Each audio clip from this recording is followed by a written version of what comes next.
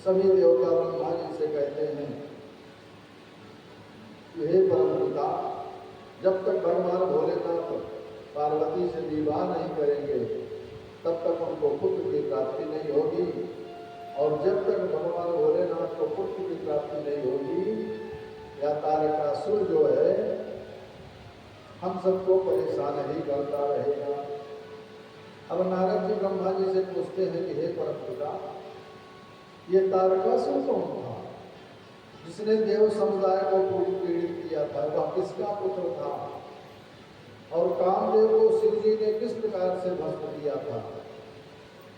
ब्रह्मा जी नारद जी से कहते हैं कि हे नारद जी, मेरा पुत्र मरीचि और मरीचि का पुत्र कश्यप हुआ, उसकी 13 पत्नियां हुई।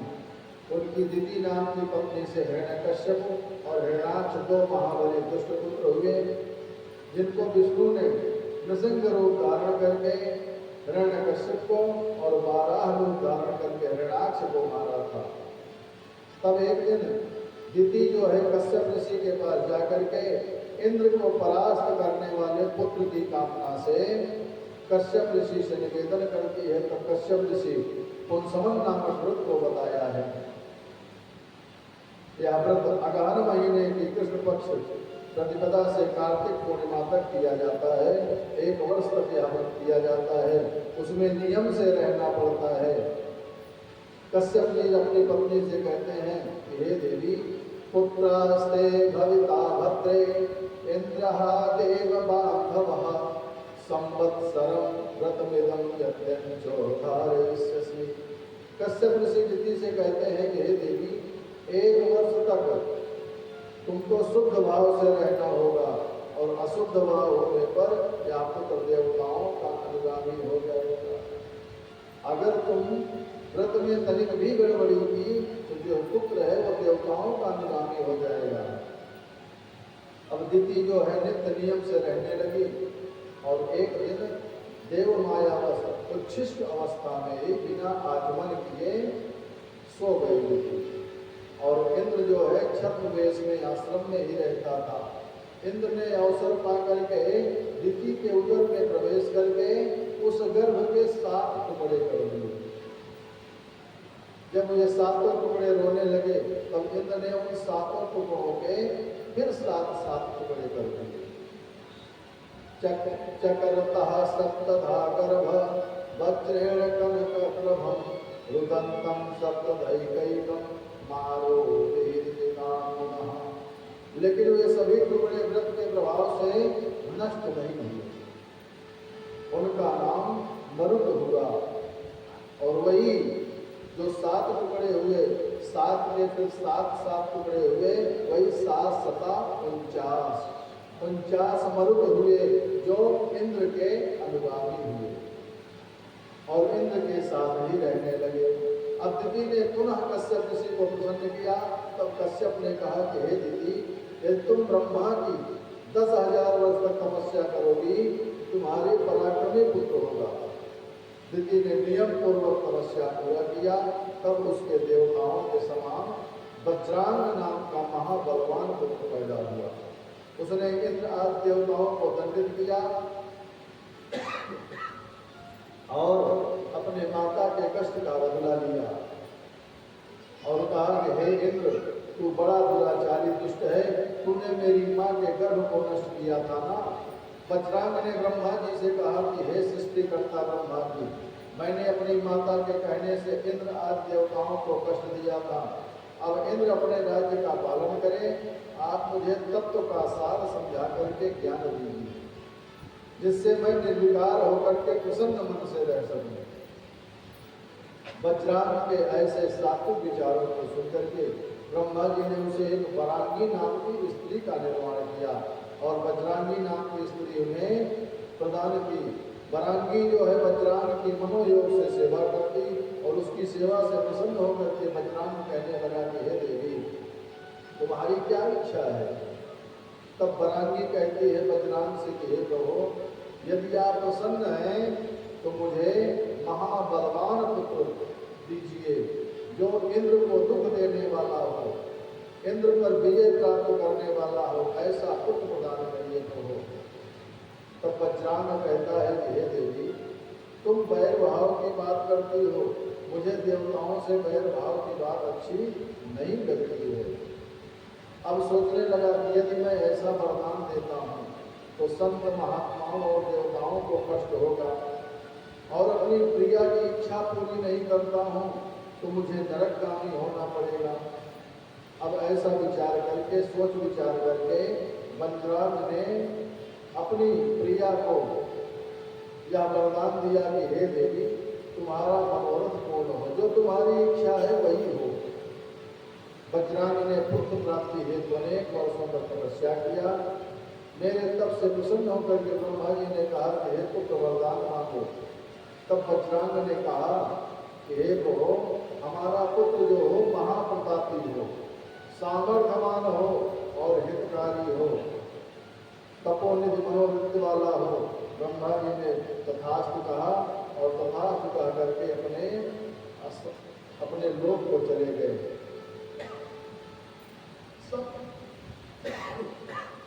समय आया, बरांगी ने महाबली 10 दिशाओं में प्रकाश करने वाला बरांगी के पुत्र हुआ, और उसका पैदा होने के समय उल्कापात होने लगी, पृथ्वी जगमगाने लगी, नदियां क्षुभित होने लगी, बड़े बड़े वृक्ष उखड़ने लगे, हवाओं का झोंका चलने लगा, और ब्रह्मा जी के आशीर्वाद से उस बरांगी को तारक नाम का पुत्र पैदा हुआ। तारक नाम वाला दैत्य अपनी माता से आज्ञा लेकर के ब्रह्मा जी की विधिपूर्वक तपस्या की।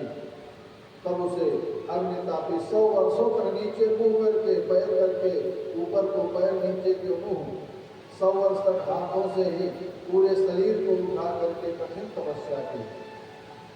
और उसकी तपस्या से ब्रह्मा जी प्रसन्न हुए हैं। ब्रह्मा जी आते हैं, कहते हैं, हे तारक, मैं तेरी तपस्या से प्रसन्न हूँ, तुम मनोवांछित वरदान मांग ले, जो भी तेरी इच्छा हो वरदान मांग ले। तारकासुर कहता है कि हे प्रभु, यदि आप मुझ पर प्रसन्न हैं तो ऐसा वरदान दीजिए, आपकी सृष्टि में जितने लोग हैं उनमें कोई भी मेरे समान बलवान न हो। और दूसरा वरदान यह दीजिए कि मेरी मृत्यु किसी के द्वारा ना हो, और अगर मेरी मृत्यु कभी हो भी तो केवल और केवल भगवान शिव के वीर से उत्पन्न व्यक्ति से ही हो।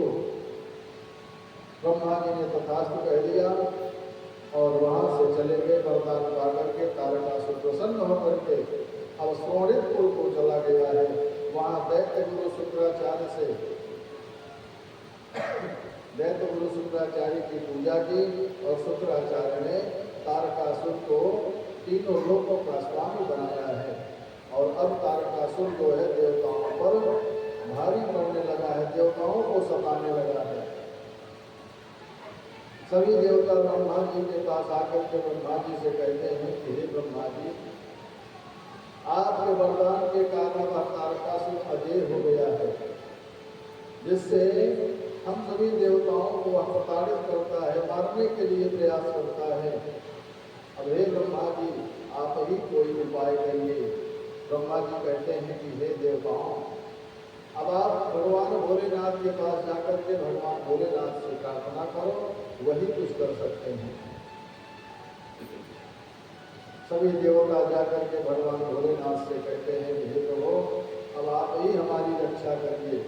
तारकासुर के स्वर्ग से चले जाने पर सभी देवता अपने अपने स्थान को गए, और वहां जाकर के सभी विचार करने लगे कि यह तारक जो है केवल और केवल भगवान शिव के पुत्र के द्वारा ही मारा जा सकता है।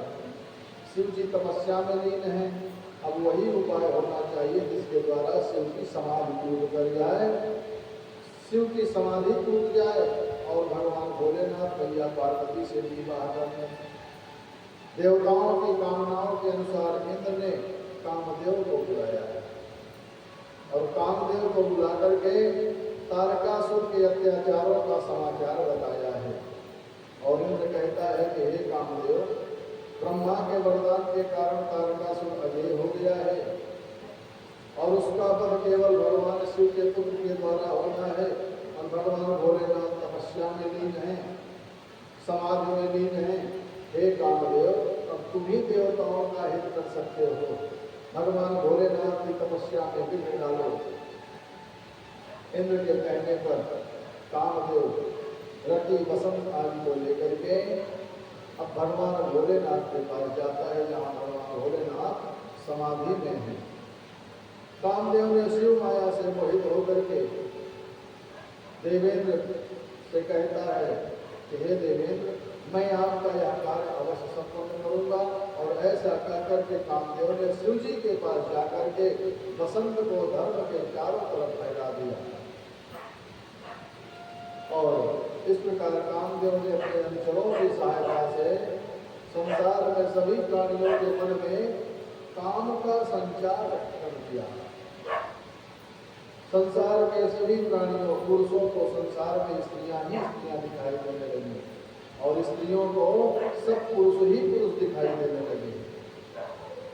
अब स्त्रियां जो है पुरुष की तरफ आकर्षित हो गए, पुरुष स्त्रियों की तरफ आकर्षित हो गए। सारे संसार में कामदेव ने ऐसा कौतुक फैला दिया। वसंतस्य चयो धर्मः रससार सपर्वतः तपः स्थाने महेशस्य विदस्ते मुनीश्वरः। अब ब्रह्मा जी नारद जी से कहते हैं कि हे नारद जी, उस औषधियों के स्थान में जहाँ पर महेश्वर तपस्या कर रहे, भगवान भोलेनाथ तपस्या कर रहे हैं, वहाँ पर सर्वत्र बसंत ने अपना प्रभाव फैला दिया। उस स्थान में रहने वाले मुनिजन, ऋषिजन सब काम भावना से प्रेरित होने लगे, सभी व्यतीत होने लगे, सभी जीवों में कामोद्दीपन का भाव भर गया। और कामदेव जो है आम्रमंजरी के धनुष पर बाण चढ़ा करके शिव के वाम भाग में स्थित हो गया। श्रृंगार में बाणों के साथ शिव जी के समीप प्रविष्ट हुआ। और कामदेव का भी एक नाम मनोज है, फिर भी उसे शिव ने कहीं भी कोई छिद्र नहीं दिखाई दिया। अब तो कामदेव विचार कर रहा है कि क्या किया जाए। तब उसे शिव जी के हृदय में काम प्रवेश करने का अवकाश नहीं जब कहीं मिला, तो कामदेव ने सामर्थ्यवान होते हुए भी भयभीत हो गया और भयभीत होकर के सोच रहा है कि अब क्या करें। उसी समय वहाँ सखियों के साथ पार्वती मैया आ गई। अब तो पार्वती मैया को देख करके कामदेव ने पार्वती के निरीक्षण आदि व्यापारों में शिव जी की रुचि बढ़ाने के निमित्त धनुष पर पुष्पमाल चढ़ा करके अब तो कामदेव ने शिव जी पर बाण छोड़ दिया। और उस समय देवेश का मन में पार्वती के अंगों को देख करके विचार आया। पार्वती को देख करके भगवान भोलेनाथ के मन में विचार आया कि सृष्टि में जो लालित्य है मानो विधाता ने इसी पर भर दिए हैं, सारी सुंदरता इसी पर भर गई है। इस अद्भुत अलौकिक रूप वाली पार्वती को धन्य है, इसके समान संसार में कोई सुंदर रूप वाली स्त्री नहीं है। कामदेव ने शिव के समीप जाकर कौतुक दिखलाया है। और नभचर जलचर नर नारिन में काम का भाव दर्शाया है। वृक्षों की डाली लता देखी झुक झुक पृथ्वी तक आती है। और अबला सब जग में पुरुष लगे और पुरुषों को नारी दिखाती है। सारे संसार में जितनी स्त्रियां हैं सबको पुरुष दिख रहे हैं, पुरुषों को स्त्रियां ही दिख रहे हैं। अब भगवान भोलेनाथ सोच रहे हैं कि जब मैं सामर्थ्यवान होकर के इसके अंग प्रत्यंगों को देखने की और स्पर्श करने की इच्छा रखता हूँ, तो असमर्थ क्षुद्र पुरुष की क्या दशा होगी। महायोगी शिव अपनी देवता में विघ्न देख करके विस्मित होने लगे, चिंतित हो गए कि मैंने प्रेम से अन्य स्त्री का चिंतन करके शास्त्र की मर्यादा का उल्लंघन किया है। किस कुकर्मी ने मेरे चित्त में विकार उत्पन्न किया है। ऐसा सोच करके भगवान भोलेनाथ चारों तरफ देखने लगे। तब शिव जी को अपनी बाईं ओर धनुष पर बाण चढ़ाए कामदेव को देखा और गर्वित हो रहा था, तभी उसी समय भगवान शिव महाक्रोध में उत्पन्न हो गए और क्रोधित होकर के अपने सभी प्रयास विफल देख करके कामदेव थर कांपने लगा। और उसी समय भगवान शिव की ललाट से ललाट मध्यगात तस्मात् सविद संभवः जज्ज्वालो वसितो दीप्तः प्रलयामि समप्रभः। और जैसे ही भगवान शिव क्रोधित हुए, भगवान शिव की ललाट से अग्नि का पुंज प्रकट हो गया और वह प्रलयाग्नि के समान ऊर्ध्व शिखा से प्रदीप्त होकर के जल उठा। जब तक सभी देवता क्षमा याचना करते, क्षमा मांगते, इतने में कामदेव अग्नि में भस्म हो गया।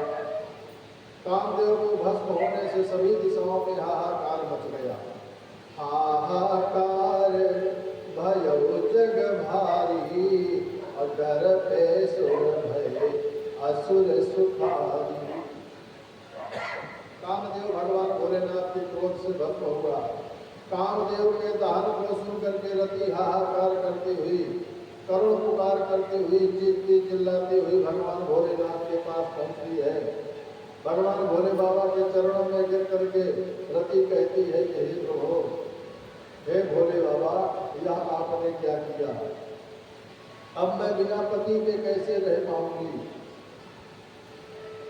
अब भगवान भोलेनाथ कहते हैं कि हे देवी, तुम रुदन मत करो, मैं तुमको वरदान देता हूँ कि अब तेरति तब नाथ कर वही है नाम अनंत अभिन बप जाप है सब है पुण्य सुन निज मिलन प्रसन्न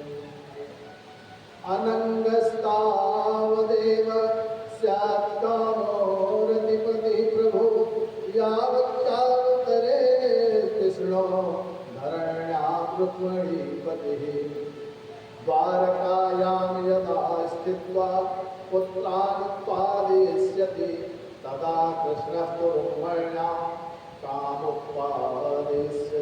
भगवान भोलेनाथ कहते हैं कि हे रति, अब से तेरा पति बिना शरीर के रहेगा, अनंग रूप से सबको प्रभावित करेगा।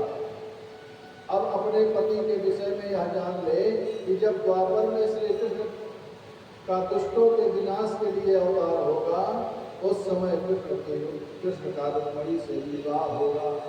तब रुक्मिणी से तेरे पति कामदेव को प्रद्युम्न के नाम से उत्पन्न करेंगे और वही तुम्हारा पति होगा। जब जदुवंश कृष्ण अवतारा वही है हरण महामहिधारा। कृष्ण तने वही है पति तोरा और बचन अन्यथा होई न मोरा। हे रति, तुम्हारा पति प्रद्युम्न नाम का होगा, लेकिन उस पुत्र को सूतिका से सबरासुर नाम का राक्षस उठा करके ले जाएगा और उसे समुद्र में डाल देगा। समय आने पर तुम अपने पति को प्राप्त करोगे। अब नारद जी कहते हैं ब्रह्मा जी से कि हे परम पिता, भगवान भोलेनाथ की जो क्रोधाग्नि थी, जो क्रोध से जो अग्नि कामदेव को भस्म की थी, उस अग्नि का क्या हुआ? वह अग्नि कहाँ गई? कृपा करके कामदेव को भस्म करने वाली अग्नि कहाँ गई, इस बारे में बताइए प्रभु। ब्रह्मा जी कहते हैं कि हे नारद जी, जब उस अग्नि से देव, दानव और सृष्टि जलने लगी, तब देवताओं ने पुकार की और देवताओं की पुकार से मैं उस अग्नि को स्तंभित करके समुद्र के पास ले जा करके समुद्र को समर्पण कर दिया। जब देवताओं को काफी चिंता हुई, देवताओं को कष्ट हुआ, तो सभी देवता मेरे पास आए और सबने करुण पुकार की। तब मैंने उस अग्नि को स्तंभित किया और उस अग्नि को स्तंभित करके ले जाकर के समुद्र देवता को वरदान दिया है। और समुद्र से मैंने कहा कि हे सागर, तुम इस अग्नि को संभालो, इस अग्नि से तुम्हें कोई हानि नहीं होगी। तुम इस शिव क्रोध रूपी बड़बादल को प्रलय काल तक धारण करो और यह प्रतिदिन तुम्हारे जल का आहार करता रहेगा। हे समुद्र, इस अग्नि को अपने पास रखो और इस अग्नि से तुम्हारा कोई अहित नहीं होगा। तुम्हारे अंदर जो जितना भी जल बढ़ता रहेगा, यही अग्नि तुम्हारे अंदर के जल को सोखती रहेगी। यही कारण है कि समुद्र में चाहे जितना भी जल बढ़ता जाए, जल कभी बढ़ता नहीं। वही बड़बादल नाम की जो अग्नि है, वही जल को सोखती रहती है। हे नारद, इस तरह उस अग्नि का नाम बड़बादल रखा गया और समुद्र में बढ़ने वाले जल को वही बड़बादल अग्नि सोखती रहती है। अब आगे की कथा में शिव जी द्वारा कामकांड का समाचार सुनकर के पार्वती अत्यंत दुखी हुई। माता पिता और सखियों ने अनेक प्रकार से समझाया और एक दिन वहाँ नारद जी आए और पार्वती से कहने लगे कि हे पार्वती, तुमने शिव जी से बातें तो की थी जब भगवान भोलेनाथ के पास अपने पिता के साथ गई थी। जब भगवान भोलेनाथ समाधि में बैठने जा रहे थे, तब तुमने भगवान भोलेनाथ से बातें की थी, परंतु उस समय तुमने अहंकार पूर्ण बात की थी और अहम से जो बात की थी, इससे भगवान भोलेनाथ तुमसे प्रसन्न नहीं हैं। जब तक तुम कठिन तपस्या नहीं करोगे, तब तक भगवान भोले बाबा तुमसे प्रसन्न नहीं होंगे और भगवान भोलेनाथ को पति रूप में पाने के लिए तुम्हें कठिन तपस्या करनी होगी। तब मैया पार्वती नारद जी से कहती हैं कि हे ऋषिवर, हे देवर्षि, अब आप मुझ पर कृपा करिए। किस प्रकार से तपस्या करनी है और तपस्या में किस मंत्र का जप करना है, ये सब मार्गदर्शन आप मेरा करो। और हे ऋषिवर, आप मेरे गुरु बन जाओ, मैं आपको गुरु बनाना चाहती हूँ। मैया पार्वती नारद जी से बार बार निवेदन करती हैं कि हे प्रभु, आप हमारे गुरु बनिए और हमारा मार्गदर्शन करिए। मैया पार्वती नारद जी से कहती हैं कि गुरु जी मेरी रंगते चुनरिया रंग गुरु जी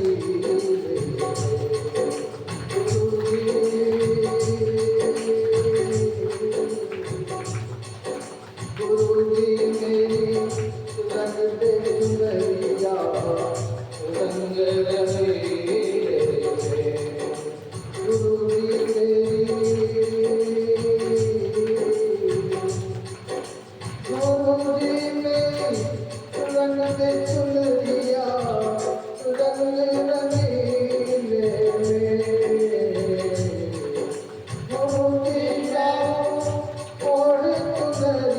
रंग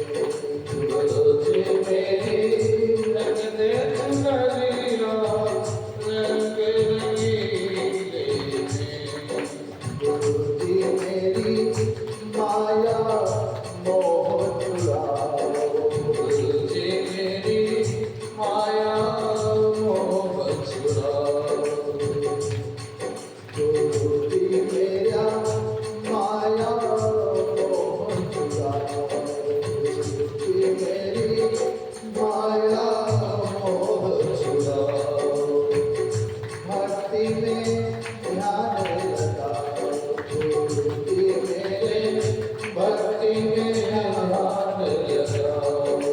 गुरु जी मुझे दर्शन देना सत्संग मेले में।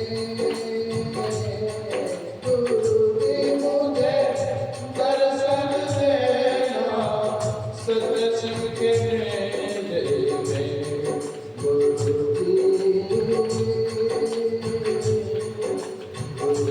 मेरी रंग दे चुनरिया सत्संग के मेले में। गुरु जी मेरी रंग दे चुनरिया सत्संग के मेले में। स्वतंत्रता भाई माता, स्वतंत्रता भाई माता, सब जीते का नाता, सब जीते का नाता। गुरु जी नहीं कोई साथी जाना अकेले, गुरु जी नहीं कोई साथी जाना अकेले। गुरु जी मेरी रंग दे चुनरिया सत्संग में। गुरु जी मेरी रंग दे चुनरिया सत्संग मेले में। गुरु जी मेरी रंग दे चुनरिया रंग रंगीले में। गुरु जी मेरी रंग दे चुनरिया रंग रंगीले में। गुरु जी मेरी रंग दे चुनरिया रंग रंगीले में। गुरु जी मेरी रंग दे चुनरिया रंग रंगीले में। अब मैया पार्वती के निवेदन करने पर देवर्षि नारद जी ने भगवती मैया पार्वती को पंचाक्षर मंत्र का उपदेश दिया और मैया अपने गुरुदेव भगवान की कृपा से उसी पंचाक्षर मंत्र का जप करने लगी। तपस्या में रत हो गई। अब मैया तपस्या करना प्रारंभ कर दी है। ओम नमः शिवाय, ओम नमः शिवाय, ओम नमः शिवाय, ओम नमः शिवाय, ओम नमः शिवाय, ओम नमः शिवाय, ओम नमः शिवाय, ओम नमः शिवाय। नारद जी से पंचाक्षर मंत्र का उपदेश प्राप्त करके अब मैया पार्वती वलकर वस्त्र धारण करके नृत्य को धारण करके जहाँ पर भगवान भोलेनाथ ने कामदेव को भस्म किया था उसी गंगावतरण नामक स्थान पर वेदी बना करके मैया पार्वती तपस्या आरंभ करती है। ग्रीष्म काल में अपने चारों ओर अग्नि जला करके गर्मी के समय में मैया चारों ओर अग्नि जला करके तपस्या कर रही है और ओम नमः शिवाय का जप कर रही है। ओम नमः शिवाय, ओम नमः शिवाय, ओम नमः शिवाय, ओम नमः शिवाय। गर्मी में अगर हम चारों तरफ आग जला करके बैठ जाएं तो क्या स्थिति होगी हम समझ सकते हैं। तो मैया पार्वती अपने चारों तरफ गर्मी में आग जला करके बैठ करके और भगवान शिव का ध्यान कर रही है। ओम नमः शिवाय, ओम नमः शिवाय, ओम नमः शिवाय, ओम नमः शिवाय। और जब गर्मी बीती बरसात का समय आया तो जलधारा को स्थिर होकर के जलधारा में बैठ करके और मैया भगवान का ध्यान कर रही है। अगर बरसात हो रही हो, अखंड बरसात हो रही हो और बाहर बैठ करके तपस्या करनी हो तो हम समझ सकते हैं क्या स्थिति होगी। मैया पार्वती भगवान भोलेनाथ की तपस्या कर रहे हैं। ओम नमः शिवाय, ओम नमः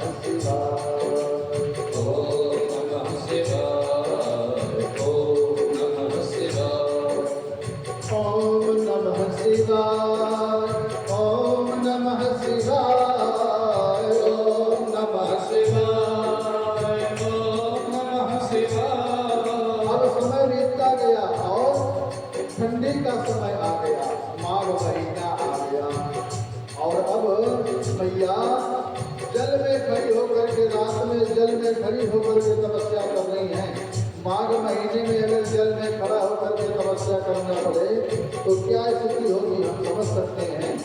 मैया जल में खड़ी होकर के भगवान भोलेनाथ की तपस्या कर रही हैं। ओम नमः शिवाय, ओम नमः शिवाय, ओम नमः शिवाय, ओम नमः शिवाय। और मैया कैसे तपस्या कर रही हैं, मानस काल भी लिखते हैं गोस्वामी बाबा तुलसीदास जी रामचरित मानस में लिख रहे हैं।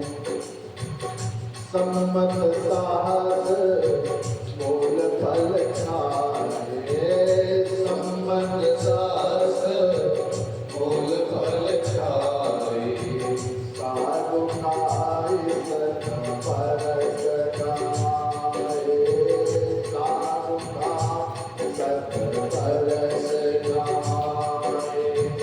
कछु दिन भोजन पारि बतासा, कछु दिन भोजन पारि बतासा, ये कठिन कछु दिन उपवासा, ये कठिन कछु दिन उपवासा।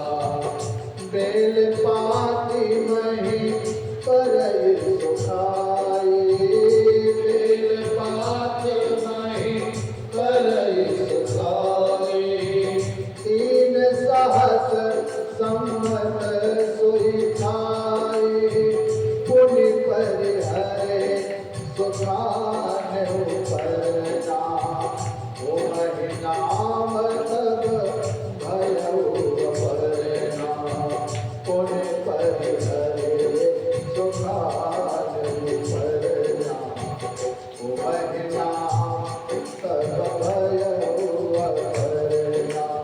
ओम नमः शिवाय, ओम नमः शिवाय, ओम नमः शिवाय, ओम नमः शिवाय, ओम नमः शिवाय, ओम नमः शिवाय, ओम नमः शिवाय, ओम नमः शिवाय। मैया पार्वती कठिन तपस्या कर रही हैं। माता पिता को चिंता होने लगी कि अभी भोले बाबा प्रसन्न नहीं हुए, मेरी बिटिया इतने दिनों से तपस्या कर रही है। अब माता पिता जाते हैं पार्वती जी से कहते हैं बिटिया अब तुम घर चलो, बहुत तपस्या कर चुकी। तो मैया कहते हैं जब तक शिव के तरस न पई हो, जब तक शिव के तरस न पई हो, तब तक जग में मोह न दिखई हो, तब तक जग में मोह न दिखई हो। जब तक शिव के तरस न पई हो, जब तक शिव के तरस न पई हो, तब तक जग में मोह न दिखई हो, तब तक जग में मोह न दिखई हो। और फिर तपस्या में रत हो जाती है। ओम नमः शिवाय, ओम नमः शिवाय, ओम नमः शिवाय, ओम नमः शिवाय, ओम नमः शिवाय, ओम नमः शिवाय। पुनः पार्वती मैया कठिन तपस्या में तल्लीन हुई। अब पार्वती जी की कठिन तपस्या को देख करके सभी देवता ब्रह्मा जी के पास जाते हैं। सभी देवता ब्रह्मा जी से कहते हैं कि हे ब्रह्मा जी अब आप ही कोई उपाय करिए। अब ब्रह्मा जी देवताओं को लेकर के भगवान विष्णु के पास गए हैं। विष्णुमान सभी देवता भगवान भोलेनाथ के पास जाते हैं, भगवान भोलेनाथ को प्रणाम करते हैं और स्तुति करते हैं कि हे भोलेनाथ त्वं नाथ सर्वलोकानां पिता माता त्वमेश्वरः शंभुरीशा शंकरोसि दयालुस्त्वं विशेषतः।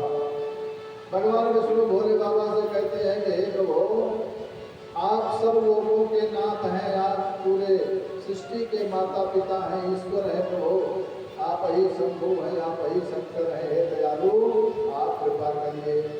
सभी देवताओं ने स्तुति की है। अभी भोले बाबा समाधि में बैठे हैं। नंदी जी उस बात को सुनकर के नंदी जी जाते हैं भोले बाबा से, कहते हैं कि हे प्रभु, सभी देवता दुखी होकर के आपकी शरण में आए हैं प्रभु, आप इनकी रक्षा करो। नंदी की विनती सुनकर के शंकर जी कहते हैं कि हे देवताओं, आप अपने आने का कारण बताइए। तब भगवान विष्णु कहते हैं कि हे प्रभु, तारकासुर ने सभी देवताओं को पीड़ित कर रखा है। तारकासुर सभी देवताओं को प्रताड़ित कर रहा है। सभी देवता महान कष्ट में है प्रभु। हे दीनानाथ, उस तारकासुर का वध आपके औरस पुत्र से ही संभव है, आपके पुत्र के द्वारा ही संभव है। अतः आप हम सभी की प्रार्थना स्वीकार करके हिमालय की पुत्री के साथ आप विवाह करिए। हिमालय राज अपनी कन्या दान देना चाहते हैं आपको, और हिमालय राज की कन्या पार्वती कठिन तपस्या कर रही है, आप उस पर प्रसन्न होकर के उसका पालन ग्रहण कीजिए प्रभु। सकल सुरन के हृदय जस शंकर परम उछाहो, निज नयन देखा जाए नाथ तुम्हार विवाह। हे प्रभु, सभी देवता आपके विवाह को देखना चाहते हैं। अतः हे प्रभु, अब आप कृपा करके हिमालय की पुत्री से विवाह करिए।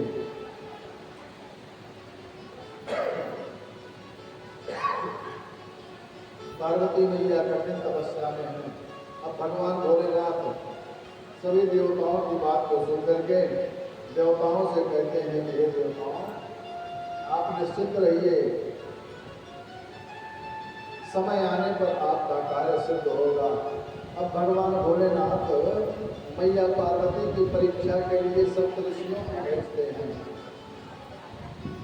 सप्तऋषि जाकर के भगवती की परीक्षा लेते हैं। मैया पार्वती के पास जाकर के सप्तऋषि कहते हैं कि हे देवी, तुम किस लिए इतनी कठिन तपस्या कर रही हो? तुम जिसके लिए इतनी कठिन तपस्या कर रही हो वह अमंगल वेशधारी है, नंग धड़ंग रहने वाला है, ना तो उसके घर है, ना द्वार है, न कोई व्यवस्था है। उससे बढ़िया तो भगवान विष्णु है, परम सुंदर है, तुम उससे विवाह कर लो। अब तो मैया पार्वती सप्तऋषियों की बात को सुनकर के कहती हैं कि हे ऋषियों, आप मुझे भ्रमित मत करिए।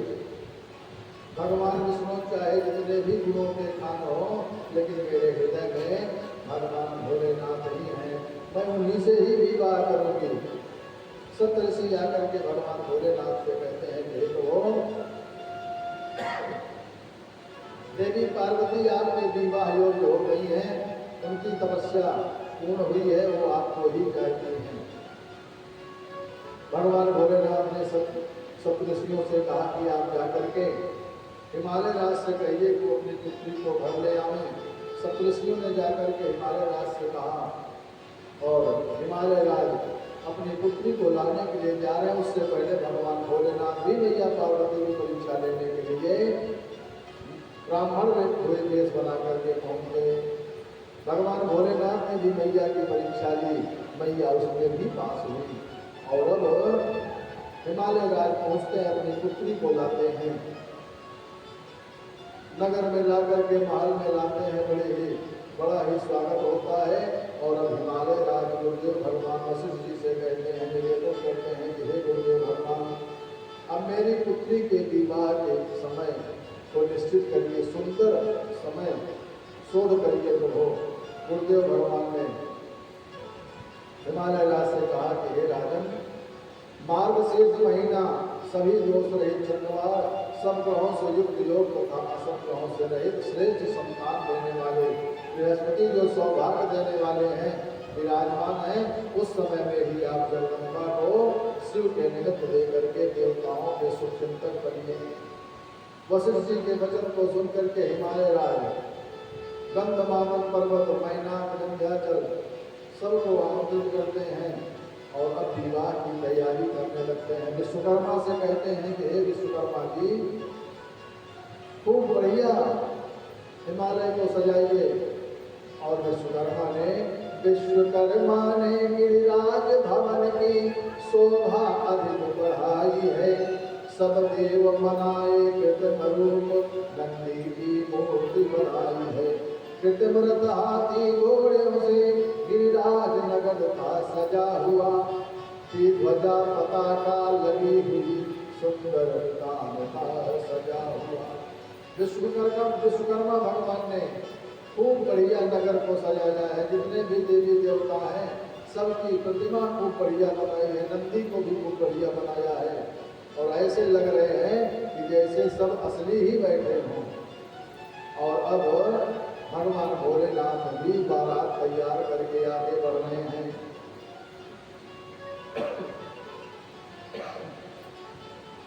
भगवान भोलेनाथ के गण जो है भगवान भोले बाबा को सजा रहे हैं। दूल्हा के वेश में आशुतोष अति सुंदर शोभा पाते हैं। तन है विभूति से सजा हुआ ऋषि मुनि सभी सुख पाते हैं। मस्तक पर नेत्र तीसरा था जो चंद्र सहित छवि पाता था।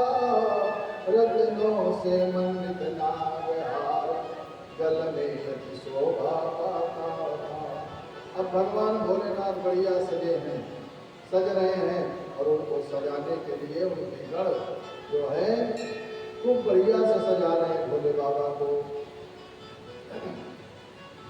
और बारात आगे बढ़ी है।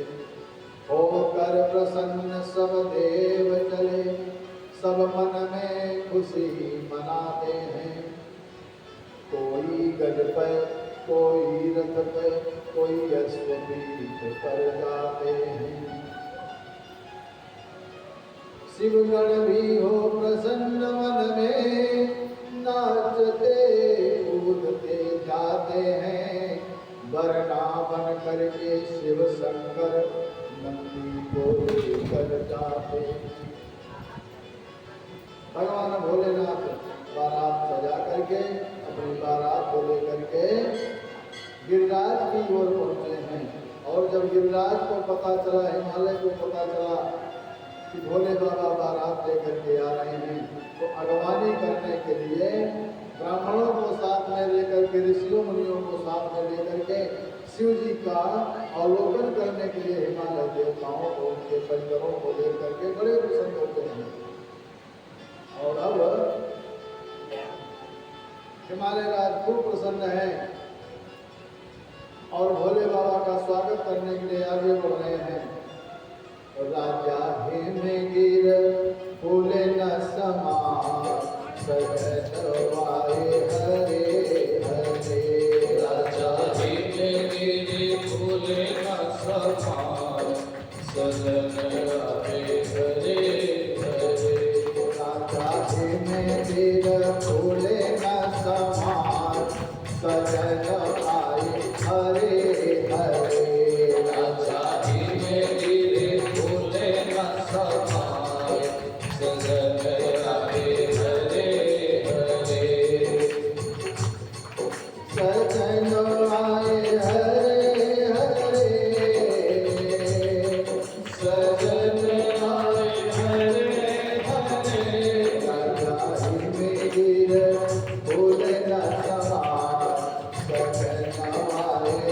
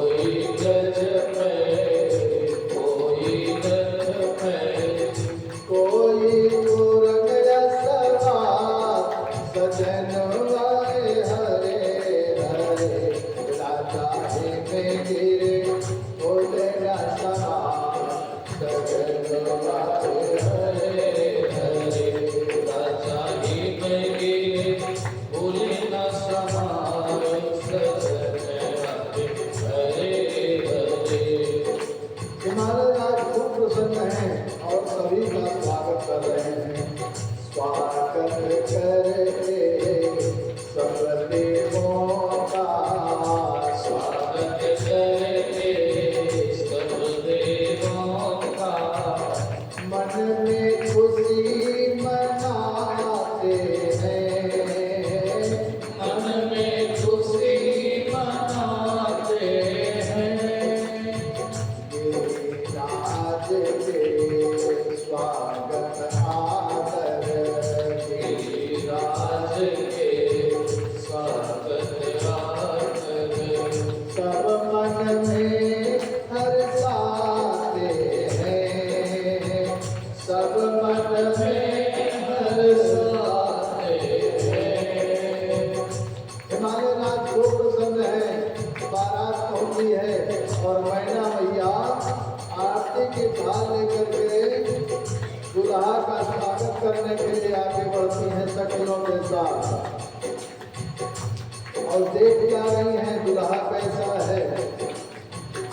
पर बहुरा बता सवारा, पर बहुरा बस हंसवारा ज्ञान कपाल विभूषण चारा, ज्ञान काल विभूषण छाया।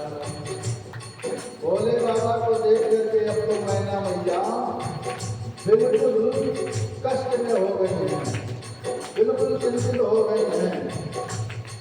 भगवान भोले बाबा के विकट वेश को देख करके विकट वेश रोमनी जब देखा, विकट वेश रोदनी जब देखा। अवलन और भय भय देखा, अवलन उद भय विसेका। भगवान भोले बाबा को देख करके हिमालय नगर की स्त्रियां विचार कर रही हैं कि अरे बाप रे, ऐसी बारात तो आज तक हमने देखी ही नहीं है। ऐसी बारात नहीं देखी अभी तक, जिया हो लगा भक्त जिया होय धका धक।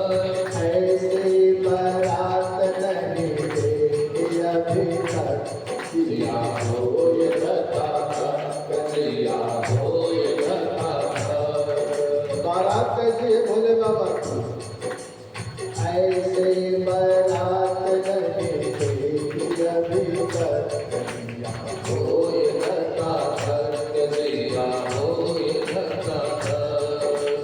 देहो के हाथ नहीं, देहो के हाथ हाथ के, केहू के हाथ नाहि, केहू के हाथ हाथ। देहो के पैर नहीं, देहो के पैर पैर, केहू के पैर नाहि, केहू के पैर पैर।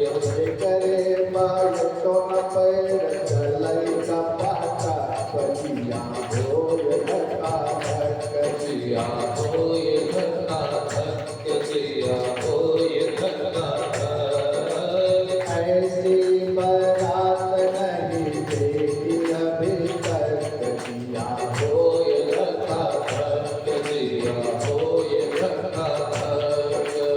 केहू के मुँह नहीं, केहू के मुँह मुँह, केहू के मुँह नाहि, केहू के मुँह मुँह। केहू के एकदम नहीं, केहू के मुँह मुँह, केहू के एको नाहि, केहू के मुँह मुँह। करे बाबो नहीं आय गपा जिया होय धका धक। जिया होय धका धक। ऐसी बारात नहीं देखी अभी तक, जिया होय धका धक।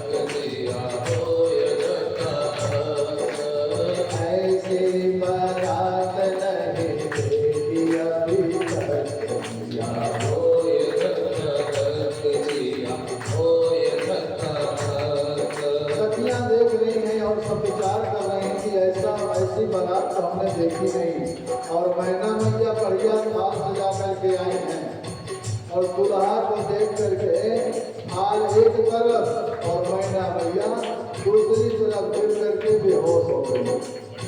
अब सखियों ने जल का छींटा मारा। थोड़ी देर में जब मैया को होश आया तब विचार कर रही हैं और नारद को कोस रही हैं, कहती हैं हे नारद, मैंने तेरा क्या बिगाड़ा था जो मेरी बिटिया का घर बसने के पहले ही उजाड़ दिया तूने। मैना मैया नारद को कोस रही, कहती हैं नारद कर में का बिगाड़ा, नारद कर में का बिगाड़ा, भवन मोर जिन बसत उजाड़ा, भवन मोर तन बसत उजाड़ा। असर असुपदेश तुमहि जिन दीना, अस उपदेश तुम्हें सिर दीना, बहुए करहि नाग तप कीना, गौरे पर नाग तप दीना। मैना मैया नारद को खूब पूछ रही, कहती हे नारद, मैंने तेरा क्या बिगाड़ा था जो मेरी बिटिया को तूने पहला फुसला करके इस अमंगल वेशधारी के साथ विवाह करने के लिए उकसा दिया। मेरी बिटिया को पहला फुसला दिया तूने अच्छा नहीं किया, लेकिन तुझे कैसे समझ में आएगा जब तेरे आगे पीछे कोई रोने वाला ही नहीं है, न तेरे पत्नी है न बच्चे हैं, तो तुम्हें परिवार का कष्ट कैसे समझ में आएगा, तेरे हृदय में कैसे पीड़ा होगी। हे नारद, तुमने अच्छा नहीं किया है। अब मैं इस शंकर के साथ अपनी बिटिया का विवाह बिल्कुल नहीं करूंगी। है अशुभ वेश उस शंकर का, मम सुता रूप जियारी है, तन भस्म लगी कटिबाघंबर, रह लिपट नाग विषधारी है। इस अशुभ वेशधारी शंकर के साथ मैं अपनी बिटिया का विवाह बिल्कुल नहीं करूंगी। मैं अपनी बिटिया को जहर दे दूंगी, जहर खिला करके विष खिला करके इसे मार दूंगी और मैं भी विष खा करके मर जाऊंगी, लेकिन अपनी बिटिया का विवाह इससे बिल्कुल नहीं करूंगी। अब तो सभी ऋषि मुनि वशिष्ठ जी की पत्नी मैया अरुंधति मैना को समझा रही हैं, लेकिन कहीं कुछ समझने के लिए तैयार नहीं है। अनेक प्रकार से समझाने की व्यवस्था हो रही है, लेकिन मैना मैया के पल्ले कुछ नहीं पड़ रहा है। अब अंत में भगवान विष्णु आते हैं समझाने के लिए। भगवान विष्णु मैना मैया से कहते हैं कि हे देवी, कि भगवान भोलेनाथ सारे संसार के मालिक हैं, हम सब भी इन्हीं के अधिकार में हैं। आप इनके साथ अपनी बिटिया का विवाह करके और यश की प्राप्ति करो। अगर विवाह नहीं करोगी तो आपको बड़ा अपयश मिलेगा। करता धरता सारे जग के, शिव तप प्रभाव से आए हैं, सारी सृष्टि के देव वृंद गंधर्व ब्याह में आए हैं।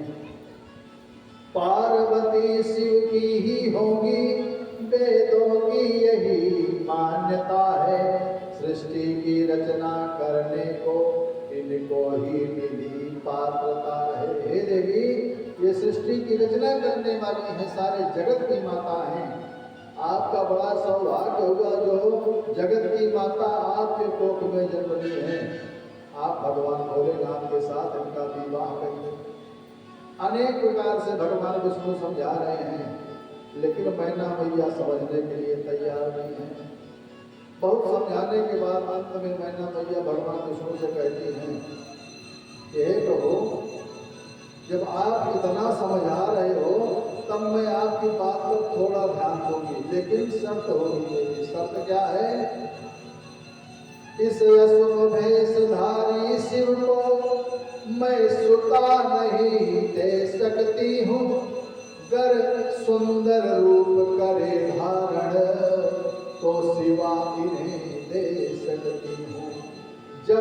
शुभ रूप नहीं होगा, मैं सत्य धर्म से कहती हूँ। ब्रह्मा विष्णु सब देव सुनो, मैं उत्सव नहीं कर सकती हूँ। हे ब्रह्मा विष्णु सभी देवता सुन लो, मैं किसी भी प्रकार से अपनी बिटिया का विवाह इस अशुभ वेशधारी शंकर से नहीं करूंगी। जाकर के इससे कह दो, अगर इसको मेरी बिटिया के साथ विवाह करना है तो बढ़िया सुंदर रूप धारण करे, तब मैं अपनी बिटिया का विवाह करूंगी।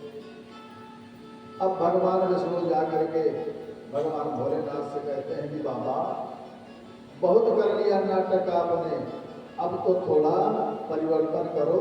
भोले बाबा ने कहा क्या करना है प्रभु? भगवान ने कहा कि बाबा थोड़ा सुंदर वेश बना लो, ये अमंगल वेश बना करके भस्म लपेटे हुए, नागों को लपेटे हुए, मृग चर्म लपेटे हुए चले आए हो। जिससे आप विवाह करने आए हो, कन्या की मैया नाराज हो गई है, अब वह विवाह करने के लिए तैयार नहीं है। अगर सुंदर रूप धारण करोगे तभी विवाह होगा, नहीं बारात लेकर के वापस जाना होगा। बहुत बेइज्जती करवा लिए, अब तो थोड़ा सही ढंग से हो जाओ। भगवान भोलेनाथ ने विष्णु भगवान की बात को माना है और सुंदर रूप बनाया है, सुंदर रूप धारण किया है। और अब मैना मैया प्रसन्न हुई हैं, हिमाचल राज्य प्रसन्न हुए हैं, पूरे नगर में प्रसन्नता का लहर छाया हुआ है। और अब शिव शंकर ब्रह्मा विष्णु की हिमवान भूप ने पूजा की और सब देवों का सत्कार किया, रुकने की सहज व्यवस्था की। दे अर्घ पात शिव शंकर को, दे वस्त्र वर्ण वर का कीन्हा, लक्ष्मी के सहित नारियों ने श्रद्धा से नीराजन कीन्हा। सभी प्रसन्न हैं। हिमाचल राज ने ब्रह्मा विष्णु सभी देवताओं का स्वागत किया है, बारातियों का स्वागत किया है और भगवान भोले बाबा को अर्घपात दे करके पूजन किया है। और अब विवाह की तैयारी हो गई है। भगवान भोलेनाथ का विवाह होने जा रहा है तो भगवान भोलेनाथ के नाम और गोत्र की चर्चा होती है। जब कन्यादान का समय आया तो नाम और गोत्र पूछा जाने लगा। तब ब्रह्मा जी ने और विष्णु जी ने कहा कि है निर्गुण निराकार शिव जी, है नाम गोत्र का काम नहीं, तुम पार्वती का दान करो, अब व्यर्थ बात का काम नहीं। भगवान ने कहा हमारे राज से कि हे राजन, गोत्र और नाम के चक्कर में मत पड़ो। जब यही सारे संसार के माता पिता हैं तो गोत्र और नाम की क्या जरूरत है? व्यर्थ के चक्कर में मत पड़ो। भगवती का दान करो, अपनी कन्या का दान करो और भगवान को प्रसन्न करो। हिमाचल राज ने मैया पार्वती का कन्यादान किया है और बड़ी धूमधाम से भगवान भोलेनाथ का विवाह संपन्न हुआ है। देव पूर्ण प्राप्त ब्रह्मा जी को, विप्रों को गौवर स्वर्ण दिया, याचकों को धन और वस्त्र दिए, ब्रह्मा को आशीर्वाद दिया। विवाह के बाद भगवान भोलेनाथ ने सभी ब्राह्मणों को दान सम्मान दिया है। ब्रह्मा जी को दक्षिणा दी है क्योंकि ब्रह्मा जी ही भगवान भोलेनाथ का विवाह संस्कार संपन्न कराए हैं। और उसके बाद विवाह संस्कार संपन्न होने के बाद दूल्हा और दुल्हन को कोहबर में ले जाया जाता है। तो दुल्हन और दूल्हे को कोहबर में सखियां ले जा रही, मैया पार्वती की सखियां ले जा रही हैं। और जैसे ही कोहबर की डेहरी पार करना चाह रहे हैं, माताएं आगे खड़ी हो गई और कहती हैं कि कोहबर के अंदर जाने के लिए नेक न्यौछावर की आवश्यकता होगी बाबा, ऐसे नहीं जाना होगा। सखियां कहती हैं कि भोले जी को हो पर बिहारी, ओ भोले जी को हो पर बिहारी, दिखाई माप सीधे हमारी। भोले जी को वर दिखाई,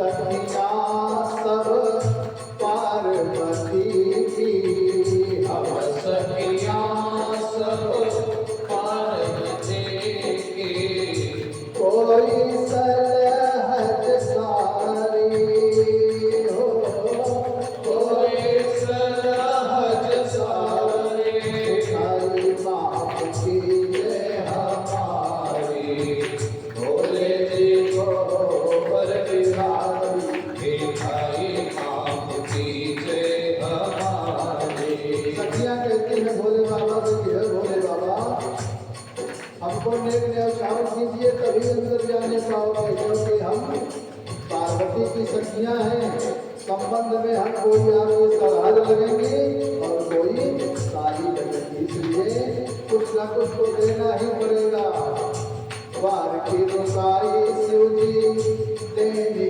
पड़ेगी द्वार की रुकाए शिव जी देनी पड़ेगी वार की रुकाई शिव जी देनी पड़ेगी द्वार की रुकाए शिव जी देनी पड़ेगी जल्दी से भी जयकारी बेचारे बाप की जय हमारी जल्दी से जी से निकाले भाई माप की जय हमारी करते प्रबंध आप काम एक कीजिए करते प्रबंध आप काम एक कीजिए सखियाँ कहती हैं मैं पार्वती की सखियाँ भोले बाबा से हे बाबा अगर आपके पास देने के लिए कोई व्यवस्था ना हो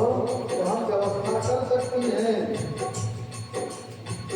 करते प्रबंध आप काम एक कीजिए करते प्रबंध आप काम एक कीजिए भेजो अपनी सवारी हो भेजो अपनी सवारी मिठाई माप की जय हमारी भोले जी को बर बिहारी मिठाई माप की जय हमारी सखियाँ कहते हैं हे बाबा अगर कुछ देने की व्यवस्था ना हो तो अपनी सवारी नंदी को बेच डालो और हमको नेक न्यौछावर दे दो अब तो सखियों की बात को सुन करके भोले बाबा पसंद हो रहे हैं मन मुस्काए शिव खड़े द्वार पर मन मुस्काए शिव करे द्वार पर या छवि की बलिहारी हो यह शक्ति बलिहारी मिठाई माप की जय हमारी भोले जी को बर बिहारी मिठाई माप की जय हमारी भोले जी को कर बिहारी मिठाई माप की जय हमारी भोले जी को बर बिहारी मिठाई माप की जय हमारी भोले जी को बर बिहारी मिठाई माप की जय हमारी भगवान भोलेनाथ और मैया पार्वती का विवाह बड़े ही धूमधाम से संपन्न हुआ उसके बाद सबको हिमालय राज ने भोजन जलपान करवाया सबका स्वागत किया और अब धीरे धीरे विदाई का समय आता है पुत्री को विदा करने की सुन हिमवान विकल अति होते हैं सबको भोजन करवा करके चरणों में वंदन करते हैं सखियों ने सजाया दुर्गा को अपना मन भाया पीना है रत्नों और वस्त्राभूषण से अति सुंदर स्वागत कीना है मैना रोती बिलखा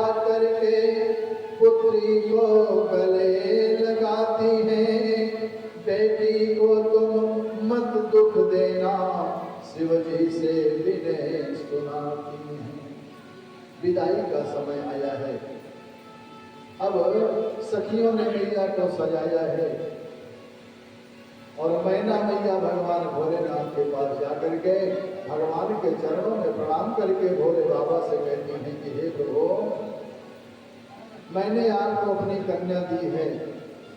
हे प्रभु, मेरे बिटिया को दुख मत देना प्रभु।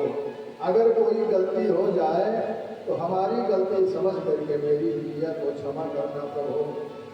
और हे बाबा, मैंने आपको खूब भला बुरा कहा है, आप कहीं नाराज होकर के हमारी बात पर दुखी होकर के कहीं मेरी बिटिया को कष्ट मत देना प्रभु।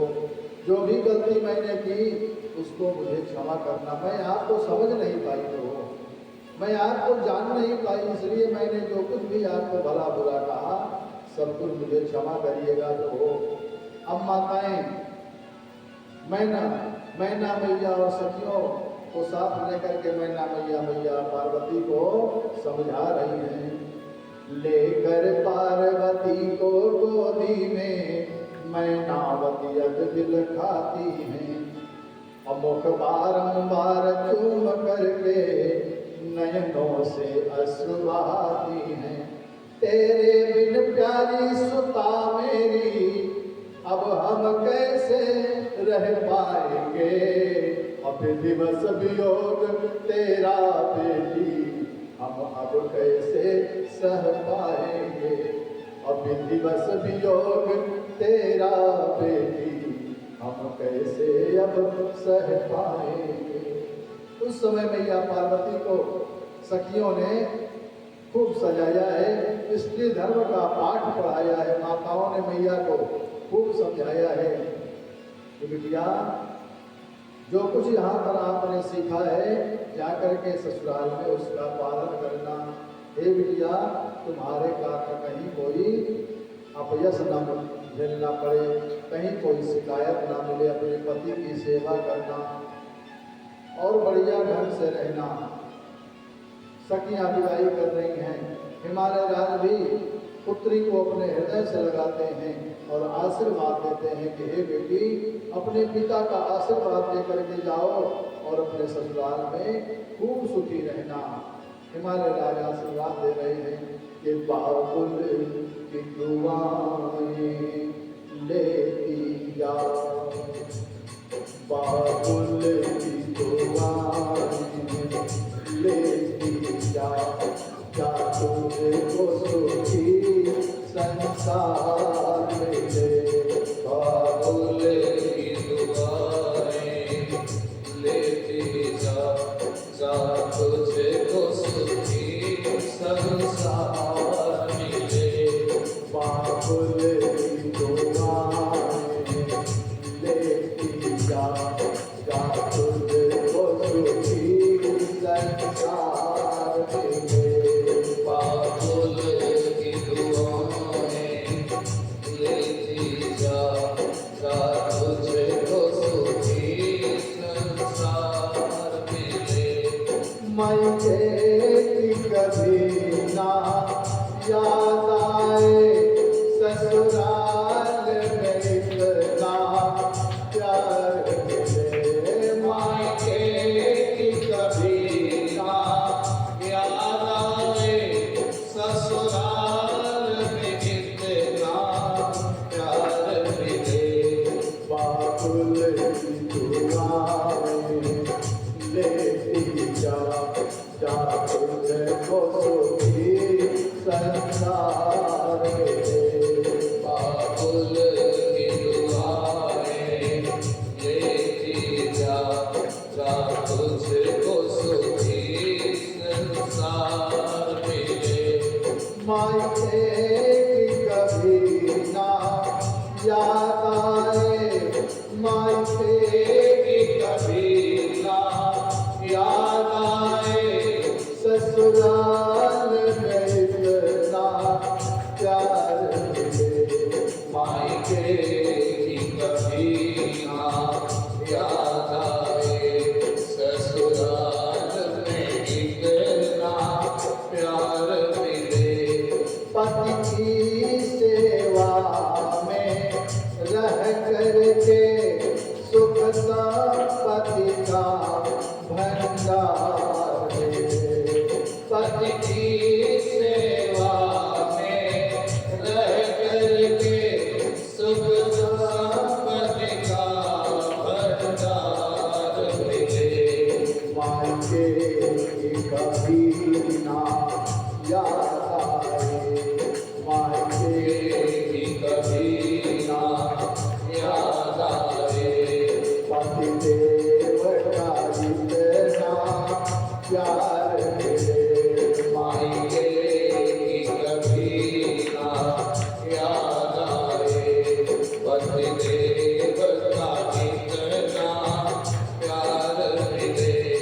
बाबुल की दुआएं लेती जा, तुझे बसोगी संसार में। बाबुल की दुआएं लेती जा तुझको सुखी संसार मिले। हिमालय राजा अपनी पुत्री को खूब आशीर्वाद दे रहे हैं और विदा कर रहे हैं। माताएं भी खूब आशीर्वाद दे करके मैया पार्वती को पालकी में बिठा करके और भगवान भोलेनाथ के साथ विदा की है। सबने भगवान भोलेनाथ को प्रणाम किया है और बड़े ही सम्मान के साथ भगवान भोलेनाथ मैया पार्वती को लेकर के कैलाश पर जा रहे हैं। सभी देवता भी भगवान भोलेनाथ और मैया पार्वती को प्रणाम करके अपने अपने निवास को प्रस्थान किए हैं। शिव जी ने कैलाश पर पहुंच करके अपने सभी बारातियों को भोजन कराया है। रत्न और आभूषणों से सबका सम्मान किया है। सभी अपनी अपनी स्त्रियों के साथ अपने अपने स्थान को प्रस्थान किए हैं। अब ब्रह्मा जी कहते हैं कि हे नारद जी, जो इस पार्वती मंगल की कथा ज्ञान को श्रवण करते हैं, पठन करते हैं, पाठन करते हैं, मनन करते हैं, उस पर भगवान भोले बाबा प्रसन्न होकर के उनका मंगल करते हैं। ब्रह्मा जी कहते हैं पार्वती मंगल की तेज कथा, जिस घर में काली जाती है। पार्वती मंगल की दिव्य कथा, जिस घर में काली जाती है, उसके घर पर मंगल होता, खुशहाली आती रहती है। इसलिए सभी भाई बहना शिव पार्वती के जन हो लो। इसलिए सभी भाई बहना शिव पार्वती के जन हो लो। एक बार सभी जन मिल करके शिव पार्वती की जय बोलो। एक बार सभी जन मिल करके शिव पार्वती की जय बोलो। शिव पार्वती की जय बोलो। शिव पार्वती की जय बोलो। बोलिए शंकर भगवान की जय हो। बोलिए मैया पार्वती की जय हो। जय जय श्री सीताराम, जय जय श्री राधे श्याम। बड़े ही धूमधाम से भगवान भोलेनाथ और मैया पार्वती का विवाह हुआ है और भगवान भोलेनाथ मैया पार्वती को लेकर के कैलाश पहुँचे हैं और खूब आनंद से कैलाश पर विहार कर रहे हैं। आइए आज की कथा में यही भगवान भोलेनाथ को मैया पार्वती के साथ विहार करते हुए छोड़ते हैं। कल की कथा में हम सभी भक्तजन आगे बढ़ेंगे। आइए बड़े प्रेम से भगवान नाम संकीर्तन करने का प्रयास करते हैं। उसके पश्चात से हनुमान चालीसा का पाठ, फिर आरती और प्रसाद। आरती और प्रसाद लेकर के ही सभी भक्तजन अपने अपने प्रसाद को जाएंगे। आइए बड़े प्रेम से श्री राम जय राम जय जय राम श्री राम जय राम जय जय राम श्री राम जय राम जय जय राम श्री राम जय राम जय जय राम सीता राम जय सीता राम सीता राम जय सीता राम सीता राम जय सीता राम सीता राम जय सीता राम श्री राम जय श्याम जय श्याम जय श्याम जय जय श्याम राधे श्याम जय राधे श्याम राधे श्याम जय राधे श्याम श्री शिव जय शिव जय जय शिव श्री शिव जय शिव जय जय शिव उमापति जय पार्वती शिव उमापति जय पार्वती शिव जय अम्बे जय जय अम्बे जय अम्बे जय जय अम्बे जगदलि जय जय अम्बे जगदलि जय जय अम्बे जय अम्बे जय जय अम्बे जय अम्बे जय जय अम्बे जगदलि जय जय अम्बे जगदलि जय जय अम्बे जय हनुमान जय जय हनुमान जय हनुमान जय जय हनुमान कृपा करो हे कृपा निधान कृपा करो हे कृपा निधान जय हनुमान जय जय हनुमान जय हनुमान जय जय हनुमान कृपा करो हे कृपा निधान कृपा करो हे कृपा निधान जय हनुमान जय जय हनुमान जय हनुमान जय जय हनुमान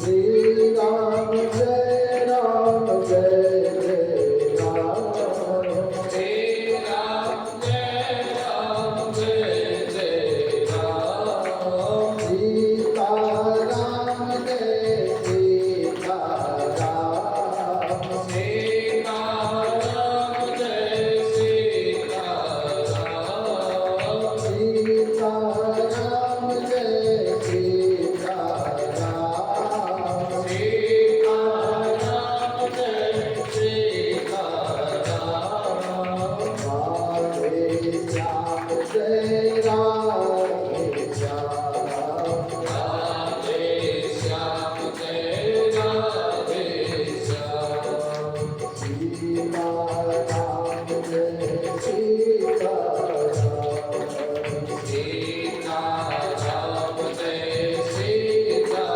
राम आगे बड़े प्रेम से हम सभी भक्त से हनुमान चालीसा का पाठ करते हैं। जहाँ तक आवाज पहुँच रही है वन विस्तारक यज्ञ के माध्यम से सभी भक्तों से निवेदन है कि जो जहाँ पर है वहीं से हनुमान चालीसा का पाठ करें और अपने जीवन को धन्य बनाएं। आइए बड़े प्रेम से जय जय जय हनुमान गोसाई जय जय जय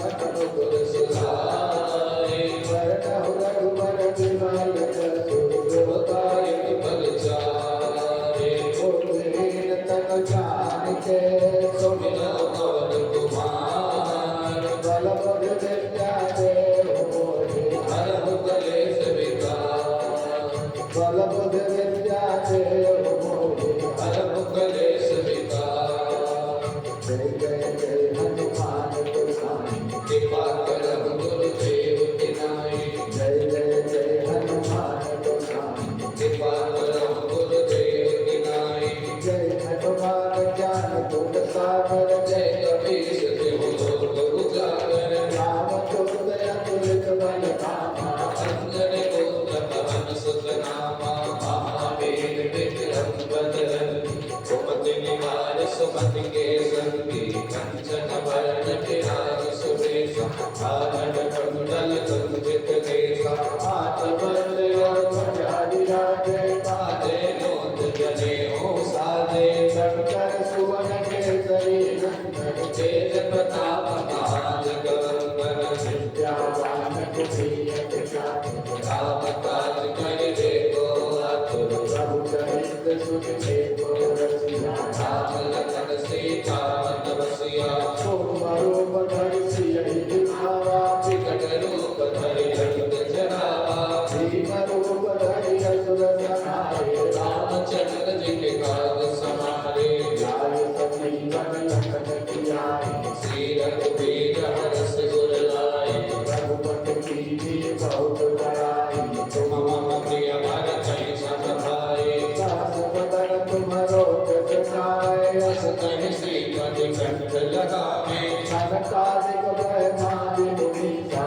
नारद सारद सहित ईसा सबको तेर बिनु पार कहाती कवि कोविद कहि सके कहाँ थे तुम उपकार सुग्रीवन कीन्हा राम मिलाए राजपद दीना तुम्हरो मंत्र विभीषण माना लंकेश्वर भय सब जग जाना युग सहस्र योजन पर भानु जीव अवतारी मधुर फल जानो भगवोत्रिका के उत्तमानि गलत लागी गए वचन जनागे दुर्गम काज जगत के लेते सुगम मनोगा तुम्हारे देते राम दुआरे तुम रखवारे हो तो दया बिनु पहचाने सब सुख लाए तुम्हारी शरणा तुम रक्षक का हमको करना आपन तेज समारो आपन तीनों लोक हमते पे भूपल शासक सत नरिया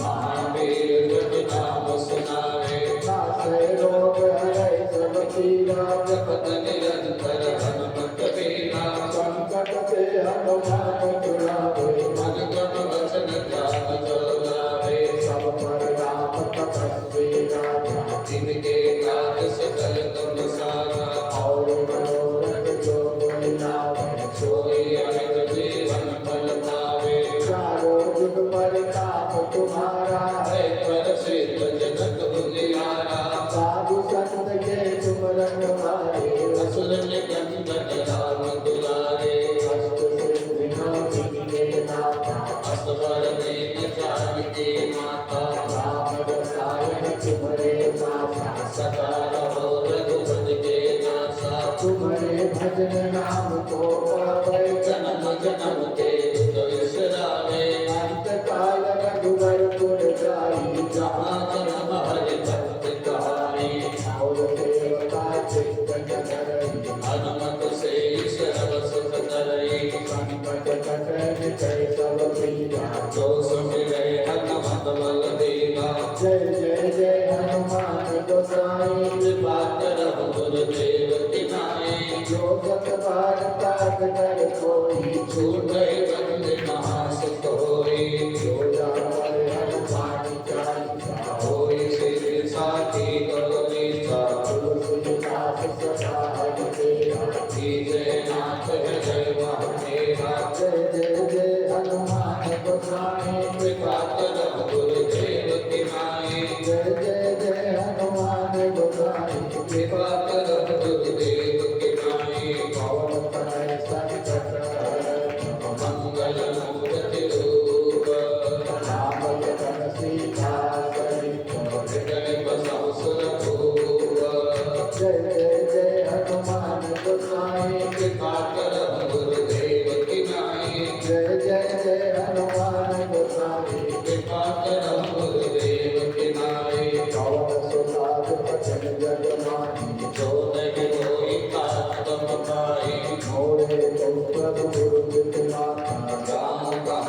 से पद जल जाता आशुतोष तुम अवघर गाने आरती भरम देव जन जाने तेरी पूरी पद कमल तुम्हारे सुर नर मुनि सब हो विस्तारे मोहि सुधारी सो सब भाती सासु कृपा नहीं कृपाया दाती जय जय जय हनुमान गोसाई कृपा करम गुरुदेव की नाई जय जय जय हनुमान गोसाई कृपा करम गुरुदेव की नाई जय जय जय हनुमान गोसाई कृपा करहु गुरुदेव की नाई। बोलिए गुरुदेव भगवान की जय हो।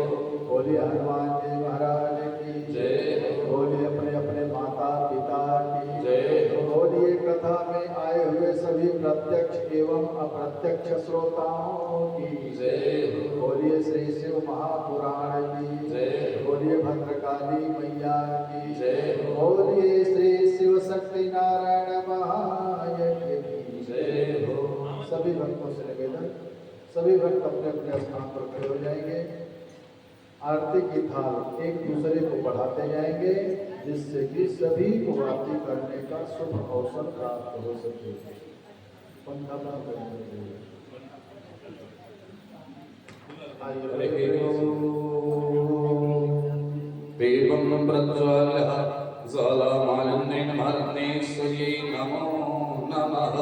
हरिः ओम्। यदगो हविः प्रजननं मे असतसवेरग्नो सर्वगणगो सस्वये आत्मसनि प्रजा सनि पशु सनि लोक सनि भय सनि अग्निः प्रजा बहुला मे करो दण्डं पयोरेको असमाश्चुदत्त। हे भोलेनाथ तेरी आरती गाऊं। हे भोलेनाथ तेरी आरती गाऊं। हे भोलेनाथ तेरी आरती गाऊं। हे भोलेनाथ तेरी आरती गाऊं। आरती गाऊं तुम्हें चित में बसाऊं। आरती गाऊं भोले चित्त में बसाऊं। हे भोले बाबा तेरी आरती गाऊं। हे भोले बाबा तेरी आरती गाऊं। हे गौरी शंकर तेरी आरती गाऊं। हे गौरी शंकर तेरी आरती गाऊं। हे शिव शंकर तेरी आरती गाऊं। हे शिव शंकर तेरी आरती गाऊं। हे भोले बाबा तेरी आरती गाऊं। हे भोले बाबा तेरी आरती गाऊं। भागीरथी जब धरा पे आई। भागीरथी जब धरा पे आई। जटा में भोले की देव समाई। जटा में भोले की देव समाई। जनहितकारी पे बलि बलि जाओ। जनहितकारी पे बलि बलि जाओ। हे भोलेनाथ तेरी आरती गाओ। हे भोलेनाथ तेरी आरती गाऊं। हल से सबको बचाते। हल से सबको बचाते। नीलकंठ तब आप कहाते। नीलकंठ तब आप कहाते। उमापति के दर्शन पाओ।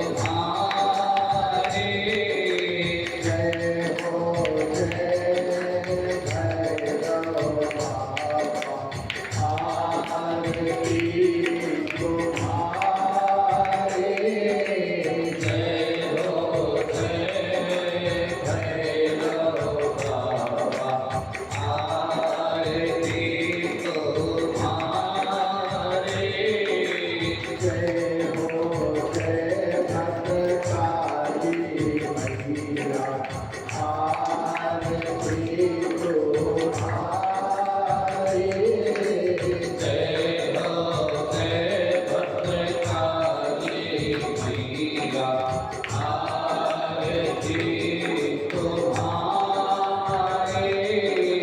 जय जय जय हनुमान गोसाई कृपा करहु गुरुदेव के नाई। जय जय जय हनुमान गोसाई कृपा करहु गुरुदेव की नाई। जय जय जय दुलारे हनुमान रसिया। जय जय जय दुलारे हनुमान रसिया। जय जय जय दुलारे हनुमान रसिया। जय जय जय दुलारे हनुमान रसिया। हनुमान रसिया हो बलवान रसिया। हनुमान रसिया हो बलवान रसिया। हनुमान रसिया हो बलवान रसिया। हनुमान रसिया हो बलवान रसिया। जय दुलारे हनुमान रसिया। जय जय जय दुलारे हनुमान रसिया। जय दुलारे हनुमान रसिया। जय जय जय दुलारे हनुमान रसिया। गोर मानो रंग धर्म चोर। सोई नभ तोल दूर मानो इंद्र धनु चोर। गदा बजराई हनुमान रसिया। सोई गदा वज्रधारी हनुमान रसिया। जय जय दुलारे हनुमान रसिया। जय जय जय दुलारे हनुमान रसिया। जग की रक्षा करने वाले हनुमान रसिया। यज्ञ की रक्षा करने वाले हनुमान रसिया। सबके संकट हरने वाले हनुमान रसिया। ओ सबके संकट हरने वाले हनुमान रसिया। ओ मैया सीता के दुलारे हनुमान रसिया। मैया सीता के दुलारे हनुमान रसिया। जय जय अंजनी दुलारे हनुमान रसिया। जय जय अंजनी दुलारे हनुमान रसिया। हनुमान रसिया हो बलवान रसिया। हनुमान रसिया हो बलवान रसिया। जय अंजनी दुलारे हनुमान रसिया। जय जय अंजनी दुलारे हनुमान रसिया। चाहे बिगड़ी बनाओ चाहे जग को हंसाओ। चाहे बिगड़ी बनाओ चाहे जग को हंसाओ। चाहे बिगड़ी बनाओ चाहे जग को हंसाओ। चाहे बिगड़ी बनाओ चाहे जग को हंसाओ। दोनों हाथ है जय हो दोनों हाथ है प्रभुजी। दोनों हाथ है तुम्हारे हनुमान रसिया। दोनों हाथ हैं तुम्हारे हनुमान रसिया। जय जय अंजनी दुलारे हनुमान रसिया। जय जय